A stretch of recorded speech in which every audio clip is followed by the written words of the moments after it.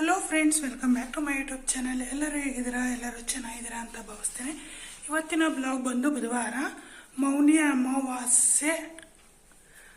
ಅದಕ್ಕೋಸ್ಕರ ಇವತ್ತಿನ ಬ್ಲಾಗ್ನ ನಾನು ಇವಾಗ ಸ್ಟಾರ್ಟ್ ಮಾಡ್ತಾ ಇದ್ದೀನಿ. ಇವತ್ತು ಏನಪ್ಪ ಅಂದರೆ ಮಾಮೂಲಿ ಡೈಲಿ ಕೆಲಸ ಎಲ್ಲ ಮುಗಿದಿದೆ. ನೆಲ ಒರೆಸೋದು ಮತ್ತು ದೇವ್ರ ಪೂಜೆ ಮಾಡೋದು ಎಲ್ಲ ಮುಗಿದಿದೆ. ಇವತ್ತಿನ ಬ್ಲಾಗು ಏನಾಗುತ್ತೆ ಅಂತ ಹೇಳ್ಬಿಟ್ಟು ಇದೇ ವಿಡಿಯೋದಲ್ಲಿ ನಾನು ಶೇರ್ ಮಾಡ್ತಾ ಇದ್ದೀನಿ. ಯಾರಾದರೂ ಹೊಸದಾಗಿ ನನ್ನ ಚಾನಲ್ನ ನೋಡ್ತಿದ್ರೆ ಪ್ಲೀಸ್ ಸಬ್ಸ್ಕ್ರೈಬ್ ಮಾಡ್ಕೊಂಡು ನೋಡಿ. ಹಾಗೆ ಪಕ್ಕದಲ್ಲಿ ಕಾಣೋ ಬೆಲ್ ಬಟನ್ನ ಪ್ರೆಸ್ ಮಾಡಿ ಆಲ್ ಅಂತ ಸೆಲೆಕ್ಟ್ ಮಾಡಿ. ಹಾಗೆ ವಿಡಿಯೋ ಇಷ್ಟ ಆಯಿತು ಅಂದರೆ ಲೈಕ್ ಮಾಡಿ, ಶೇರ್ ಮಾಡಿ, ಕಮೆಂಟ್ ಮಾಡಿ ಅಂತ ಕೇಳ್ಕೊತ ಬ್ಲಾಗ್ನ ಸ್ಟಾರ್ಟ್ ಮಾಡೋಣ. Hello friends, welcome back to my YouTube channel. ಎಲ್ಲರೂ ಹೇಗಿದ್ದೀರಾ? ಎಲ್ಲರೂ ಚೆನ್ನಾಗಿದ್ದೀರಾ ಅಂತ ಭಾವಿಸ್ತೇನೆ. ಇವತ್ತಿನ ಬ್ಲಾಗ್ ಬಂದು ಬುಧವಾರ ಡೈಲಿ ಬ್ಲಾಗ್ ಥರನೇ ಇದು ಒಂದು ಬ್ಲಾಗ್ ಆಗಿದೆ. ಹಾಗಾಗಿ ಇವತ್ತು ಏನಪ್ಪ ಅಂದರೆ ಮೌನಿ ಅಮಾವಾಸ್ಯೆ ಇದೆಯಲ್ವಾ, ಅದಕ್ಕೋಸ್ಕರ ಮೌನಿ ಅಮಾವಾಸ್ಯೆ ಅಂದರೆ ತುಂಬ ವರ್ಷಗಳ ನಂತರ ಬಂದಿರುವಂಥ ಮೌನಿ ಅಮಾವಾಸ್ಯೆ. ಎಲ್ಲ ಜನ ಅಂದರೆ ಏನೋ ತೀರ್ಥಕ್ಷೇತ್ರಗಳಿಗೆ ಹೋಗಿ ಸ್ನಾನ ಮಾಡೋದು ಎಲ್ಲ ಮಾಡ್ತಾ ಇದ್ದಾರೆ. ಹಾಗಾಗಿ ನಾವು ಮನೇಲಿ ಇರ್ತೀವಲ್ವ, ನಮ್ಮದು ಮಾಮೂಲಿ ಪೂಜೆ ಥರ ಮಾಡ್ತೀವಿ ಹಾಗೆ ಅಂದ್ಕೊಳ್ಳೋಣ. ಹಾಗಾಗಿ ಅದೆಲ್ಲ ಆಗಿ ಇವಾಗ ಮನೆ ಕೆಲಸ ಎಲ್ಲ ಮುಗಿದಿದೆ. ಅಂದರೆ ಮನೆ ಕೆಲಸ ಅಂದರೆ ಮಾಮೂಲಿ ನೆಲ ಒರೆಸೋದು ಮತ್ತು ತಿಂಡಿ, ದೇವ್ರ ಪೂಜೆ ಮಾಡೋದು ಅದೆಲ್ಲದನ್ನು ದೇವ್ರ ಪೂಜೆ ಎಲ್ಲ ಮುಗಿದಿದೆ. ಹಾಗಾಗಿ ನಾನು ಇವತ್ತು ಪೂಜೆ ಎಲ್ಲ ಮುಗಿದಿದೆ ಅಲ್ವಾ, ಇವಾಗ ಬ್ಲಾಗ್ನ ಸ್ಟಾರ್ಟ್ ಮಾಡಿದ್ದೀನಿ. ತಿಂಡಿ ಮಾಡಬೇಕು. ತಿಂಡಿ ತಿಂದು ಆದಮೇಲೆ ಬ್ಲಾಗ್ನ ಸ್ಟಾರ್ಟ್ ಮಾಡ್ತೀನಿ. ಅಂದರೆ ತಿಂಡಿ ಏನು ಮಾಡ್ತೀನಿ ಅಂತ ಹೇಳ್ಬಿಟ್ಟು ಕೂಡ ಇದೇ ಬ್ಲಾಗಲ್ಲಿ ನಾನು ಶೇರ್ ಮಾಡೋದ್ರಿಂದ ಇದನ್ನೇ ನಾನು ತೋರಿಸ್ತೀನಿ. ಇವತ್ತು ತಿಂಡಿಗೆ ನಾನು ಉಸ್ಲಿ ಮಾಡೋಣ ಅಂತ ಅಂದ್ಕೊಂಡಿದ್ದೀನಿ. ಅಂದರೆ ಅವರೆಕಾಯಿ ಉಸ್ಲಿ ಮಾಡಿಬಿಟ್ಟು ದೋಸೆನೋ ಚಪಾತಿನೋ ಅಂತ ಅವ್ರು ನಮ್ಮ ಮನೆಗೆ ಚಪಾತಿ ಮಾಡು ಅಂತ ಹೇಳ್ತಿದ್ದಾರೆ. ನಂಗೆ ಚಪಾತಿ ಅಷ್ಟು ಇಷ್ಟ ಆಗಲ್ಲ, ಅದಕ್ಕೋಸ್ಕರ ನಾನು ದೋಸೆ ಅಂತ ಕೇಳ್ತಾ ಇದ್ದೀನಿ. ಅದು ಬೇರೆ ಅಕ್ಕಿದು ಪೌಡ್ರು ಕೂಡ ಖಾಲಿಯಾಗಿದೆ, ಅಂದರೆ ಅಕ್ಕಿ ಹಿಟ್ಟು ಕೂಡ ಖಾಲಿಯಾಗಿದೆ. ಅದನ್ನು ಕೂಡ ಹಾಕಿಸ್ಕೊಂಬರೋದಕ್ಕೆ ಕೊಡಬೇಕು. ಅದನ್ನು ಹಾಕಿಸ್ಕೊಂಡು ಬಂದಮೇಲೆ ಚಪಾತಿ ಅವ್ರಿಗೆ ಮಾಡಿಕೊಟ್ಟು ನಾನು ದೋಸೆ ಏನಾದರೂ ಮಾಡ್ಕೊಳ್ಳೋಣ ಅಂತ ಇದ್ದೀನಿ. ದೋಸೆ ಮಾಡ್ತೀನೋ ರೊಟ್ಟಿ ಮಾಡ್ತೀನೋ ಗೊತ್ತಿಲ್ಲ, ಆದರೆ ತುಂಬ ದಿನದಿಂದ ತಂದಿರೋವಂಥ ಕೆಲವೊಂದು ತರಕಾರಿಗಳು ಹಂಗೇನೆ ಉಳ್ಕೊಂಡ್ಬಿಟ್ಟಿತ್ತು. ಹಾಗಾಗಿ ಅದನ್ನು ಕೂಡ ನಾನು ಏನಾದರೂ ಮಾಡಬೇಕು ಅಂತ ಅಂದ್ಕೊಂಡಿದ್ದೀನಿ. ಬಟ್ ನೋಡೋಣ ಎಲ್ಲಿಗೆ ಬ್ಲಾಗ್ನ ಹಿಂಗೆ ಸ್ಟಾರ್ಟ್ ಮಾಡ್ತೀನಿ ಅಂತ ಹೇಳ್ಬಿಟ್ಟು ನ್ಯಾಕ್ ತಡ ತಿಂಡಿ ಮಾಡೋ ಟೈಮು ತಿಂಡಿ ಮಾಡ್ಕೊಂಬಿಡೋಣ. ಈಗ ಟೈಮ್ ಬಂದು 8:45 ಆಗಿದೆ.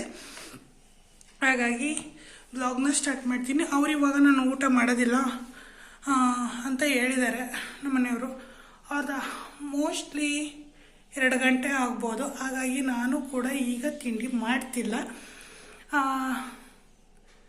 ತಿಂಡಿ ಅಂದರೆ ಅವ್ರದ್ದು 2 ಗಂಟೆ ಮಧ್ಯಾಹ್ನ ಆಗುತ್ತೆ ಅವ್ರದ್ದು ಊಟ. ಅದಕ್ಕೋಸ್ಕರ ಊಟ ಟೈಮ್ಗೆ ತಿಂಡಿ ಮಾಡ್ಕೊಳ್ಳೋಣ ಅಂತ ಹೇಳ್ಬಿಟ್ಟು ಅಂದ್ಕೊಂಡಿದ್ದೀನಿ. ಉಸ್ಲಿ ಮಾಡೋಣ ಅಂತ ಅಂದ್ಕೊಂಡಿದ್ದೀನಿ. ಯಾಕೆಂದರೆ ನನಗೊಬ್ಳಿಗೆ ಮಾಡಿಕೊಂಡ್ರೆ ನನಗೊಬ್ಳಿಗೆ ಅಂತಲೇ ನನಗೆ ಮಾಡ್ಕೊಳ್ಳೋದಕ್ಕೆ ಇಷ್ಟ ಆಗಲ್ಲ. ಹಾಗಾಗಿ ನಾನು ಅವರು ಕೂಡ ತಿಂಡಿ ತಿನ್ನಬೇಕಾದ್ರೇ ಇಬ್ಬರಿಗೂ ಮಾಡ್ಕೊಂಬಿಡೋಣ ಅಂತ ಹೇಳ್ಬಿಟ್ಟು ನಾನೇನಾದರೂ ಲೈಟಾಗಿ ಮಾಡ್ಕೋತೀನಿ. ಅವರಿಗೂ ಮತ್ತು ನನಗೂ ಮಧ್ಯಾಹ್ನಕ್ಕೆ ನಾನು ಮಾಡ್ಕೋತೀನಿ. ಆವಾಗ ಬ್ಲಾಗ್ನ ನಾನು ನಿಮ್ಮ ಜೊತೆ ಶೇರ್ ಮಾಡ್ಕೋತೀನಿ. ಅಲ್ಲಿವರೆಗೂ ಹೀಗೆ ಸಪೋರ್ಟ್ ಮಾಡ್ತಾಯಿರಿ. ಹೊಸದಾಗಿ ಯಾರಾದರೂ ನನ್ನ ಚಾನಲ್ನ ನೋಡ್ತಿದ್ರೆ ಪ್ಲೀಸ್ ಸಬ್ಸ್ಕ್ರೈಬ್ ಮಾಡ್ಕೊಂಡು ನೋಡಿ. ಹಾಗೆ ಪಕ್ಕದಲ್ಲಿ ಕಾಣೋ ಬೆಲ್ ಬಟನ್ನ ನೀವು ಪ್ರೆಸ್ ಮಾಡಿ ಆಲ್ ಅಂತ ಸೆಲೆಕ್ಟ್ ಮಾಡ್ಕೊಳ್ಳಿ. ಹಾಗೆ ವಿಡಿಯೋ ಇಷ್ಟ ಆದರೆ ಏನು ಮಾಡ್ತೀರಾ? ಲೈಕ್ ಮಾಡಿ, ಶೇರ್ ಮಾಡಿ, ಕಮೆಂಟ್ ಮಾಡಿ ಅಂತ ಕೇಳ್ಕೊತ ಬ್ಲಾಗ್ನ ಸ್ಟಾರ್ಟ್ ಮಾಡೋಣ ಬನ್ನಿ. ಹಲೋ ಫ್ರೆಂಡ್ಸ್, ಈಗ ನಾನು ಬ್ಲಾಗ್ನ ಸ್ಟಾರ್ಟ್ ಮಾಡ್ತಾ ಇದ್ದೀನಿ. ಏನಪ್ಪ ಅಂದರೆ ನಾನು ಹೇರ್ ಸ್ಟೈಲೆಲ್ಲ ನೋಡಿದೆ. ಇವಾಗ ಉಸ್ಲಿ ಮಾಡೋಣ ಅಂತ ಹೇಳ್ಬಿಟ್ಟು ಅವರೆಕಾಳು ಇದೆಯಲ್ಲ, ಅವರೆಕಾಳು ಸುಲಿದ್ಬಿಟ್ಟು ಇಟ್ಕೊಂಡಿದ್ದೀನಿ. ಈಗ ಅವರೆಕಾಳು ಉಸ್ಲಿ ಮಾಡಿ ಮತ್ತು ಚಪಾತಿ ಮಾಡೋಕ್ಕೆ ಅಂತ ಹೇಳ್ಬಿಟ್ಟು ಚಪಾತಿ ಹಿಟ್ಟನ್ನು ಕಲಿಸ್ಕೊಂಡಿದ್ದೀನಿ. ಚಪಾತಿನ ನಾನು ಚಪಾತಿ ಮಾಡಿ ಈಗ ಉಸ್ಲಿಗೆ ಹಚ್ಕೊಂಡ್ಬಿಡ್ತೀನಿ. ಅದಕ್ಕೆ ಈರುಳ್ಳಿ ಮತ್ತು ಬೆಳ್ಳುಳ್ಳಿ ಎಲ್ಲ ಸೋಸ್ಕೋಬೇಕು. ಹಾಗಾಗಿ ಈರುಳ್ಳಿನ ನಾನು ಕ್ಲೀನ್ ಮಾಡ್ಕೊಂಡ್ಬಿಡ್ತೀನಿ.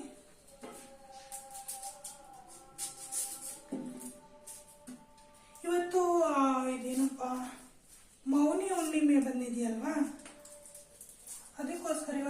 ಕಡೆ ನಾನು ದೇವಸ್ಥಾನಗಳು ಮತ್ತು ಎಲ್ಲ ಕಡೆ ಅಂದರೆ ಸ್ವಲ್ಪ ರಶ್ ದೇವಸ್ಥಾನಗಳೆಲ್ಲನೂ. ಹಾಗಾಗಿ ನಾವು ಕೂಡ ಬೆಳಗ್ಗೆ ದೇವಸ್ಥಾನಕ್ಕೆ ಹೋಗ್ಬಿಟ್ಟು ಬಂದ್ವಿ. ಈಗ ತಿಂಡಿ ಮಾಡಬೇಕು. ಈಗ ಟೈಮ್ ಬಂದು 1:30 ಆಗಿದೆ. ನಾನು ಹೇಳ್ದಂಗೆ ಮಧ್ಯಾಹ್ನಕ್ಕೆ ಅಂತಂದು ಹೇಳ್ಬಿಟ್ಟು ಈಗ 1:30 ಆಗಿದೆ. ಈಗ ನಾನು ತಿಂಡಿ ಮಾಡ್ತಾ ಇದ್ದೀನಿ. ಬೆಳಿಗ್ಗೆ ಎಲ್ಲ ನಾನೇನು ಮಾಡೋಕ್ಕೆ ಹೋಗಲಿಲ್ಲ, ನನಗೆ ಕೂಡ ಮಾಡ್ಕೊಂಡಿಲ್ಲ ನಾನು ಬೆಳಿಗ್ಗೆ. ಯಾಕೆಂದರೆ ಇನ್ನೂ ಹೊಲದ ಹತ್ರ ಹೋಗ್ಬಿಟ್ಟು ಹೊಲದ ಹತ್ರ ಎಲ್ಲ ಸ್ವಲ್ಪ ಕೆಲಸ ಇತ್ತು. ಹಾಗಾಗಿ ಹೊಲದ ಹತ್ರ ಹೋಗ್ಬಿಟ್ಟು ಅದನ್ನ ಕೆಲಸ ಎಲ್ಲ ಮುಗಿಸ್ಕೊಂಡು ಬಂದು ಈಗ ನಾನು ಮಾಡ್ಕೊತಾ ಇರೋದು ತಿಂಡಿಗೆ ಅಂತ ಹೇಳ್ಬಿಟ್ಟು.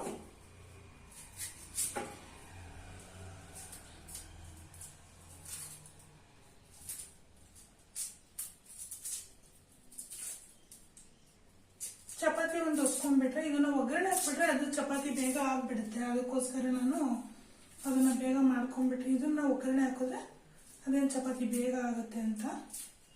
ಈ ಬ್ಲಾಗಲ್ಲಿ ಏನು ಮಾಡಬೇಕು ಅಂತಲೇ ಒಂದೊಂದ್ಸರಿ ಗೊತ್ತಾಗೋದಿಲ್ಲ.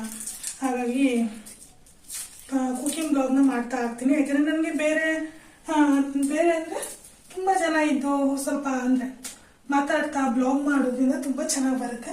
ಆದರೆ ನನಗೆ ನಾನು ಒಬ್ಬಳೇ ಮಾಡೋದ್ರಿಂದ ಕುಕ್ಕಿಂಗೆಲ್ಲ ಜಾಸ್ತಿ ನಾನು ಇದು ಮಾಡ್ತೀನಿ. ಯಾಕೆಂದರೆ ಅಡುಗೆ ಎಲ್ಲ ಮಾಡಬೇಕಾದ್ರೆ ಕುಕ್ಕಿಂಗ್ ಮಾಡ್ತೀನಲ್ವಾ, ಆ ಟೈಮಲ್ಲಿ ನಾನು ಏನು ಮಾಡ್ತೀನಿ ಅದನ್ನೇ ಬ್ಲಾಗ್ ಥರ ಈ ಥರ ಮಾಡಿಬಿಟ್ಟು ಹಾಕೋಣ ಅಂತ ಮಾಡ್ತಿದ್ದೀನಿ. ಈಗ ಈರುಳ್ಳಿ ಎಲ್ಲ ಹಚ್ಕೊಂಡ್ಬಿಡ್ತೀನಿ. ಈರುಳ್ಳಿ ಹಚ್ಕೊಂಡ್ಬಿಟ್ಟು ನೋಡಿದ್ರೆ ನಾನು ಸ್ಪೀಡಾಗಿ ಹಚ್ತೀನಿ ಅಂತ ತುಂಬ ಸ್ಪೀಡಾಗಿ ಹಚ್ಚಿ ಪಟಾಪಟ್ ಅಂತ ಮಾಡಿ ಕುತ್ಕೊಂಡ್ಬಿಡ್ಬೇಕು. ನಾವು ಒಂದೇ ಕೆಲಸನ ತುಂಬ ಹೊತ್ತು ಮಾಡೋದು ನನಗೆ ಇಷ್ಟ ಆಗಲ್ಲ. ಹಾಗಾಗಿ ಏನು ಮಾಡ್ತೀನಿ ಅಂದರೆ ಅಡುಗೆ ಎಲ್ಲ ಮಾಡಬೇಕಾದ್ರೂ ಅಷ್ಟೇ ಗ್ಯಾಪಲ್ಲಿ ಏನೇನು ತುಂಬ ಕಣ್ಣು ಉರಿತಿದೆ. ಗ್ಯಾಪಲ್ಲಿ ಈಗ ಒಗ್ಗರಣೆ ಎಲ್ಲ ಹಾಕಿರ್ತೀನಲ್ಲ ಆ ಗ್ಯಾಪಲ್ಲಿ ಚಪಾತಿ ಒರೆಸ್ಕೊಳ್ಳೋದು, ಏನಾದರೂ ಅದಕ್ಕೆ ಈಗ ನೆಲ ಒರೆಸ್ಕೊಳ್ಳೋದಾಗಲಿ ಏನಾದರೂ ಗ್ಯಾಪಲ್ಲಿ ಸಿಕ್ಕಿದ್ರೆ ನಾನು ಮಾಡ್ಕೊಂಡ್ಬಿಡ್ತೀನಿ. ಬೇಗ ಪಟ್ಟಂತ ಕೆಲಸಗಳು ಮುಗ್ದೋಗುತ್ತೆ. ಹಾಗಾಗಿ ನನಗೆ ಒಂದೇ ಟೈಮ್ ಮಾಡಬೇಕು ಅಂತಂದು ಆಗಲ್ಲ. ಅದು ತುಂಬ ಹೊತ್ತು ಬೆಳಗ್ಗೆಯಿಂದ ಸಾಯಂಕಾಲದ ಕೆಲಸ ಮಾಡ್ತಾನೇ ಇರಬೇಕು ಅನಿಸುತ್ತೆ. ಅಂದರೆ ಮಾಡ್ತಾ ಇದ್ದೀವಿ ಅಂತ ಅನಿಸ್ಬಿಡುತ್ತೆ. ಹಾಗಾಗಿ ಏನು ಮಾಡ್ತೀನಿ ಅಂದರೆ ಗ್ಯಾಪಲ್ಲಿ ಮಾಡಿಕೊಂಡ್ರೆ ಬೇಗ ಆಗಿಬಿಡುತ್ತೆ. ಹಾಗಾಗಿ ಗ್ಯಾಪ್ ಸಿಗುತ್ತೆ ಅಲ್ವಾ, ಆ ಟೈಮಲ್ಲಿ ಮಾಡ್ಕೊಂಡ್ಬಿಟ್ಟು ಚಿಕ್ಕ ಚಿಕ್ಕ ಕೆಲಸಗಳನ್ನೆಲ್ಲ ಪಟ್ಟಂತ ಹೋಗ್ಬಿಡುತ್ತೆ. ನನಗೆ ಹಾಗಾಗಿ ಕೆಲಸಗಳು ಬೇಗ ಆಗೋದು. ಈಗ ಹಸಿಮೆಣಸಿನಕಾಯಿಯನ್ನು ಹಚ್ಕೊಬಿಡ್ತೀನಿ. ಈಗ 1 ಇಂಚಷ್ಟು ಶುಂಠಿ ತೊಗೊಂಡಿದ್ದೀನಿ. 5ರಿಂದ 6 ಬೆಳ್ಳುಳ್ಳಿ ತೊಗೊಂಡ್ಬಿಡ್ತೀನಿ. 5ರಿಂದ 6 ಅಂದರೆ ಇದು ತುಂಬ ದಪ್ಪ ಗೆಡ್ಡೆ ಇದೆ ಅಲ್ವಾ, ಒಂದರಲ್ಲಿ ಅರ್ಧ ತೊಗೊಂಡಿದ್ದೀನಿ. ಇಷ್ಟು 7 ಎಸಲಿದೆ. ಅದನ್ನು ನಾನು ಇದನ್ನೆಲ್ಲ ಸಿಪ್ಪೆ ಎಲ್ಲ ಶುಂಠಿದೆಲ್ಲ ಸಿಪ್ಪೆ ತೆಗೆದ್ಬಿಟ್ಟು ಮತ್ತೆ ಬೆಳ್ಳುಳ್ಳಿ ಮತ್ತು ಶುಂಠಿನ ಜಜ್ಕೊಂಡ್ಬಿಡ್ತೀನಿ. ಈ ಶುಂಠಿ ಸ್ವಲ್ಪ ಬಲ್ತು ಬಿಟ್ಟಿದೆ, ನಾರು ಥರ ಇದೆ. ನೋಡೋಕೆ ಮೇಲ್ಗಡೆಗಿಂತ ಎಳೆಯದು ಥರ ಕಾಣುತ್ತೆ, ಆದರೆ ಬಲ್ತು ಬಿಟ್ಟಿದೆ. ಹೊಟ್ಟೆ ಅಷ್ಟು ಬಿಟ್ಟು ಸುಸ್ತಾಗ್ಬಿಟ್ಟಿದೆ. ಹಾಗಾಗಿ ಬೇಗನೆ ಮಾಡ್ಕೊಂಡ್ಬಿಡ್ತೀನಿ.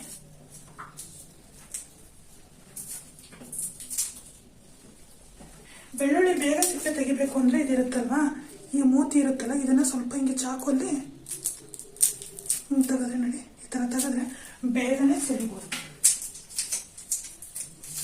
ನಾನು ಸುಲಿಯೋದಂಗೆ ಕೆಲವರು ಜಜ್ಜಿಬಿಟ್ಟು ಆಮೇಲೆ ಸಿಪ್ಪೆನ ತೆಗಿತಾರೆ. ನಂಗೆ ಅದು ಬರಲ್ಲ. ನನಗೆ ಅದು ಜಜ್ಜಿದ್ರೆ ಅದರೊಳಗಡೆ ಸೇರ್ಕೊಂಡ್ಬಿಟ್ಟಿರುತ್ತಲ್ಲ. ಈಗ ಶುಂಠಿ ಬೆಳ್ಳುಳ್ಳಿ ಇದೆ, ಅದನ್ನು ಜಜ್ಕೊಂಡ್ಬಿಟ್ರೆ ಅದ್ರದ್ದು ಆಗ್ಬಿಡುತ್ತೆ. ಇಕ್ಕಿದ್ದೀನಿ, ಒಗ್ಗರಣೆ ಹಾಕೊಂಡ್ಬಿಡ್ತೀನಿ.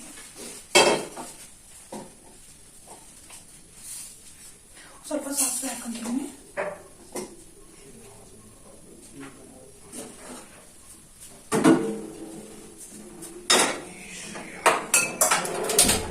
ಇದಕ್ಕೆ ಪೌಡರ್ ಹಾಕಕ್ಕೆ ಅಂತ ಹೇಳ್ಬಿಟ್ಟು ಉಸ್ಲಿ ಪೌಡರ್ ಹಾಕಕ್ಕೆ ಪೌಡರ್ ಖಾಲಿ ಆಗಿದೆ. ಅದಕ್ಕೋಸ್ಕರ ನಾನು ಈ ಕಡೆ ಸ್ಟವ್ ಹಚ್ಚಿ ಬಾಂಡೆ ಅಂದರೆ ಒಂದು ಪಾತ್ರೆ ಇಟ್ಕೊಂಡಿದ್ದೀನಿ.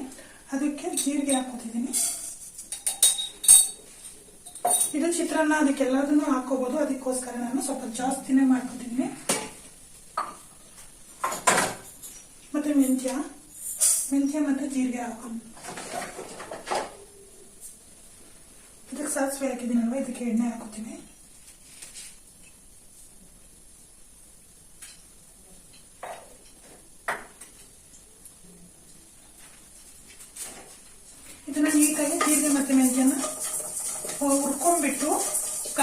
ಆಗೋವರೆಗೂ ಹುರ್ಕೊಂಡ್ಬಿಟ್ಟು ಆಮೇಲೆ ಮಿಕ್ಸಿಲಿ ಹಾಕ್ಕೋಬೇಕು. ಪೌಡರ್ನ ಮಾಡಿಕೊಂಡ್ರೆ ಆಯಿತು.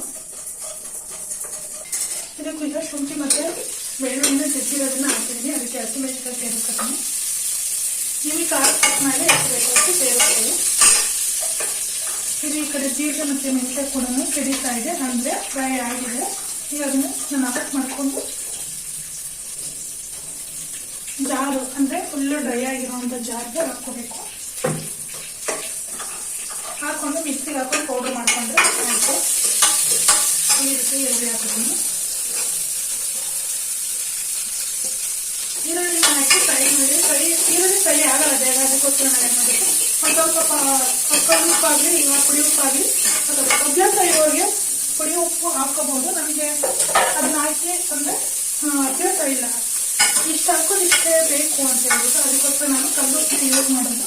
ಕಲ್ಲುಪ್ಪನೇ ಹಾಕೋದು. ನನಗೆ ಪುಡಿ ಉಪ್ಪು ಹಾಕೋದ್ರಿಂದ ನನಗೆ ಗೊತ್ತಾಗಲ್ಲ ಎಷ್ಟು ಹಾಕಿದ್ದೀನಿ ಅಂತ, ಅದಕ್ಕೆ ಗೊತ್ತಾಗಲ್ಲ. ಅದಕ್ಕೋಸ್ಕರ ಅದನ್ನ ಹಾಕಲ್ಲ.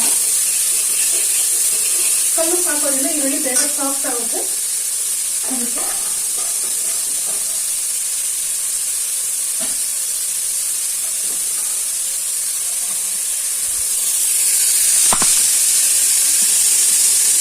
ಜೀರಿಗೆ ಮತ್ತು ಮೆಣಸು ಸಾಫ್ಟ್. ಇದು ಈರುಳ್ಳಿ ಮತ್ತು ಎಲ್ಲ ಫ್ರೈ ಆಗಿದೆ. ಇದಕ್ಕೆ ನಾನು ಕಾಳನ್ನು ಸೇರಿಸ್ಕೊತೀನಿ.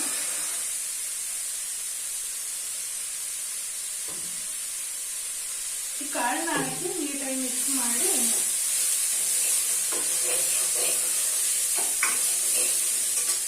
ಇದಕ್ಕೆ ನೀರನ್ನು ಸೇರಿಸ್ಕೋಬೇಕು. ಒಂದೆರಡು ಲೋಟ ನೀರು ಸೇರಿಸ್ಕೊಂಡ್ರೆ ಆಯಿತು.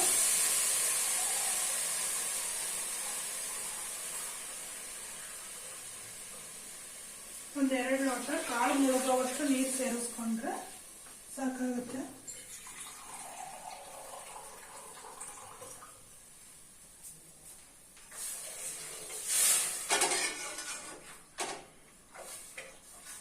ಈಗ ಇದಕ್ಕೆ ಉಪ್ಪು ಹಾಕಿದ್ದೀನಿ ಅಲ್ವಾ ನಾನು, ಇದನ್ನ ಹಿಂಗೆ ಮುಚ್ಚಿಬಿಟ್ಟು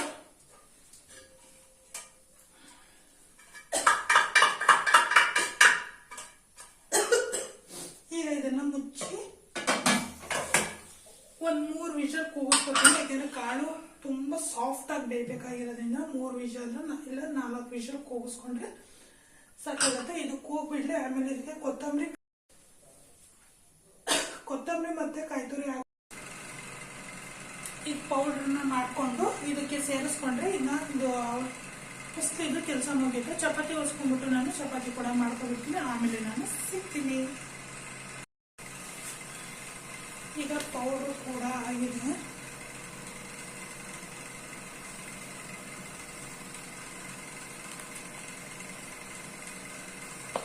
ಕಾಣಿಸ್ತಿದೆ ಅನ್ಸುತ್ತೆ.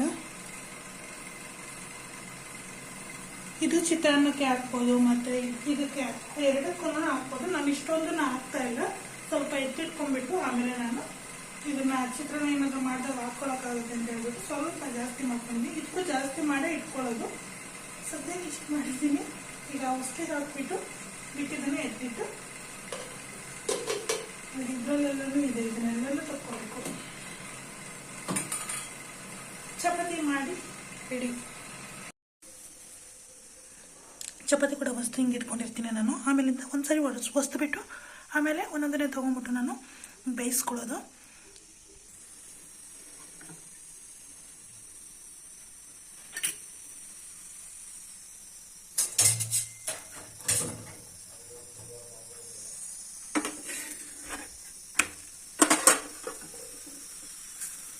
ಇದನ್ನು ಮಡಚಿ ಬಸಿಯೋದ್ರಿಂದ ಇದು ಒಂದು 4 ಪದರ ಬರುತ್ತೆ.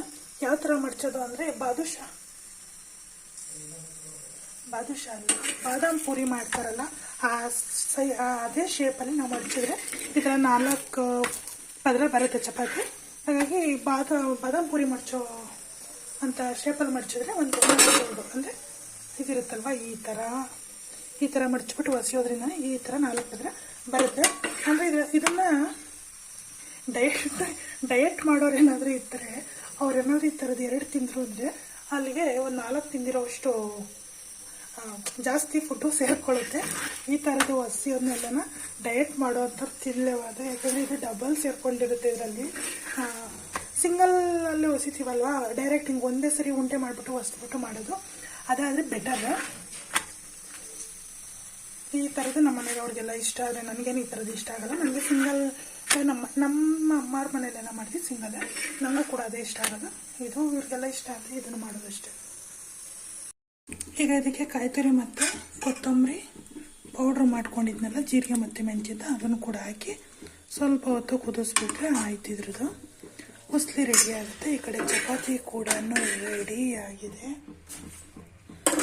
ಈಗ ಟೈಮ್ ಬಂದು ಆ್ಯಕ್ಚುಲಿ 2:15 ಈಗ ಇದು ಕುದ್ಬಿಟ್ರೆ ಇದು ರೆಡಿ ಆಗುತ್ತೆ.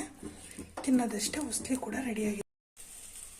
ಈಗ ಫುಲ್ ತಣ್ಣಗಾಗಲಿ ಅಂತ ಹೇಳ್ಬಿಟ್ಟು ಹಾರಿಟ್ಟಿದ್ದೀನಿ. ಈ ಕಡೆ ಚಪಾತಿ ಕೂಡ ಇದೆ. ಈಗ ತಿಂದರೆ ತಿಂಡಿ ಮುಗಿದೋಯ್ತು. ಇಷ್ಟೇ ಇವತ್ತಿನ ಬ್ಲಾಗ್ ಕೂಡ ಇಷ್ಟ ಆಗಿರುತ್ತೆ. ಏನಾದರೂ ವಿಡಿಯೋ ಇಷ್ಟ ಆಗಿತ್ತು ಅಂದರೆ ಪ್ಲೀಸ್ ಒಂದು ಲೈಕ್ ಕೊಡಿ, ಶೇರ್ ಮಾಡಿ, ಕಮೆಂಟ್ ಮಾಡಿ ಅಂತ ಕೇಳ್ಕೊಂತ ಇವತ್ತಿನ ಬ್ಲಾಗ್ನ ಇಲ್ಲಿಗೆ ಎಂಡ್ ಮಾಡ್ತಾ ಇದ್ದೀನಿ. ನೆಕ್ಸ್ಟ್ ವಿಡಿಯೋದಲ್ಲಿ ಸಿಗೋವರೆಗೂ ಎಲ್ಲರಿಗೂ ಟೇಕ್ ಕೇರ್, ಬಾಯ್.